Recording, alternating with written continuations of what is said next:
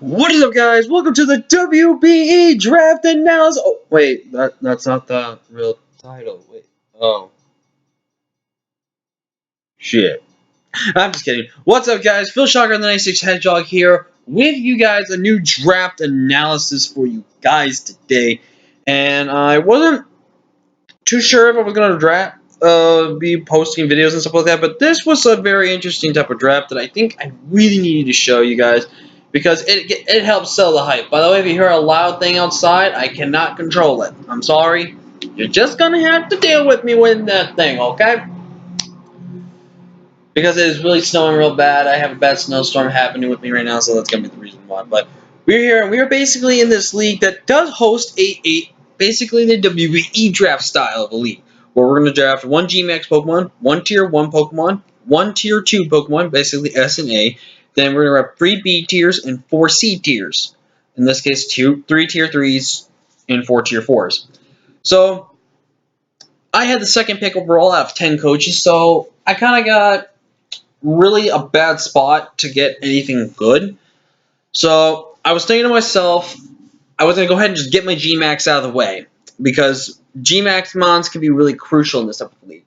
So I was thinking to myself, what would be the best Gmax? And I was leaning between Gengar and Grimmsnarl because of the fact that, first off, Gengar is just a phenomenal Pokemon, access to Nasty Plot and stuff like that. Also, a quick mention and note that we do not have the Gmax on the first turn, but we do need to make sure that when we prep our teams, that we do have our Gmax Mon there in the back to make sure it is ready to Gigantamax in the match. And we don't have a set time, like I said, but it must happen in the match itself eventually.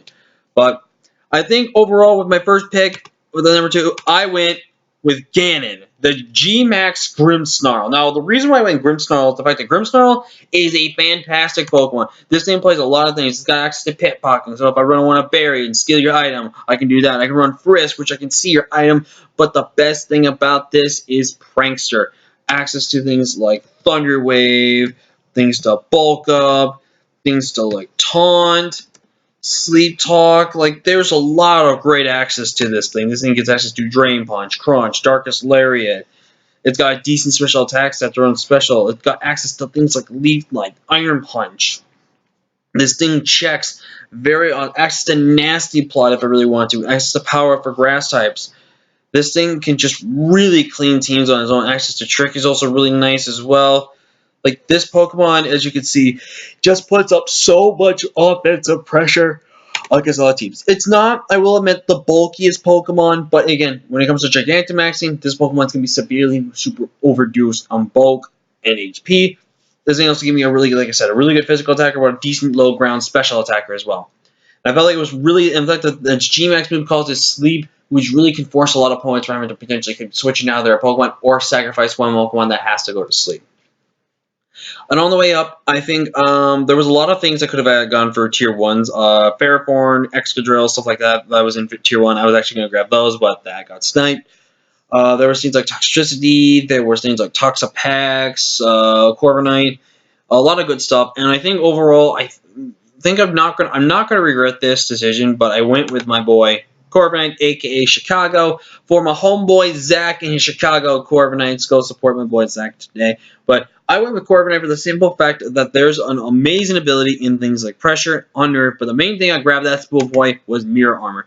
Mirror Armor is really good because of reverse stats. So if you want to intimidate me, JK, it's on you. You want to try to lower my defense with Liquidation? JK, it's on you. This thing can be built superly good defensively as well. This is also a really good offensive Pokemon with access to Iron Defense and Body Press. With Body Press being based off your defense, this thing also getting access to Agility, Power Trip, Bulk Up. A lot of good things. This also gave me a defogger for the team so I can remove hazards and stuff like that. So, really amazing pickup of Corviknight here. And I figured I meant to say figured I needed to get a really good breaker. So far, I don't have the best breaker in Ganon, but I need a really main breaker. And I thought the best main breaker was to grab Big Bad and Mamoswine in Tier 2 as my third pick. First off, getting Mamoswine in Tier, like, in this type of format makes sense, but I think it's still a shocker that I was able to get it the third pick overall. I'm not going to go over too much over this thing because we already know I've used this thing before in the past. But yeah, Mammoth Swine, just a really good offensive line. Gives me a stealth rocker for this team. Gives me a really decent assault vest user. A really good physical breaker with that base 80 speed. With base 70 above being base 70 between 70 and 80 being the average speed, to then 80 and above being just a great speed point. Mammoth Swine is one of those I can easily run choice animals a lot of times instead of choice scarp. Like I said, access to things like body press is now really good. If I want to build a bulky Mammoth Swine, things to freeze dry as well. Heavy slam, high horsepower, ice beam, ice bang, like just a lot of good coverage moves for Mammoth Swine, and I really think it's gonna be a really good one. Next up, I had to get my dragon. I had to get my dragon to complete my Fairy Dragon Steel Core. And the dragon I was really looking at right now was something I haven't used before, and I was actually kind of surprised it was in this round because it is honestly one of the top 3 models that need to get drafted in this type of format for how limited fairies are in this generation. I grabbed Salamandra, the Goodra. Goodra is a menace in this type of format. In fact, it's a perfect mixed attacker. A phenomenally special defensive wall. This thing's also going to be related to it's also got decent speed as well. Things to access in things like Body Press, Draco Meteor, Earthquake, Fire Punch, Flare Flower, Power Whip, Earthquake. This thing is just a really big threat. I've never used this thing since APM, my very first season of APM, where it ended up being, I think, one of my top 3 or top 5 kill leaders for my team, which is really great for it in itself. But Salamandra, I'm really looking forward to using Goodra again. It's been so long since I've ever used this. But access to things like Gooey and Sap Sipper are really clutch. And if I want to run like a Rain Dance, Rest, and 2-turn attack moves, like Rain Dance, Rest, stuff like that, I can run this with Goodra. It can be really a really good defensive Pokemon that I really need for the team. So look at this right now. I don't have the best answer to Steel types as of right now, except for my Chicago. I do have Tundra, but Tundra still gets weakened them if they're outsped. So I needed a really good defensive one for that. And I thought Jello, a.k.a. my boy Jello sent here, was the answer. First off, a really good, decent mixed defensive Pokemon. A really good special offensive mon in Trick Room.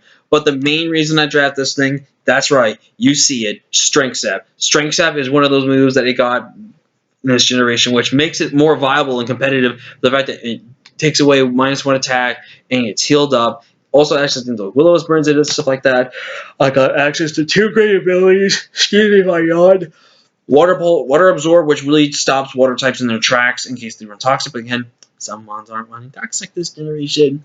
And then Curse Body, which can be really good against some things you have to try to set up and try to beat me with, but they can't. Just gave me a really good defensive Pokemon, and I really love the aspect of it in that sense of regard. Up next, I grabbed the Steal of the Century, and I sniped at least, I think, 2 or 3 people with this pick. It is Big Brain the Orbeetle, and I am actually really pumped for this Pokemon.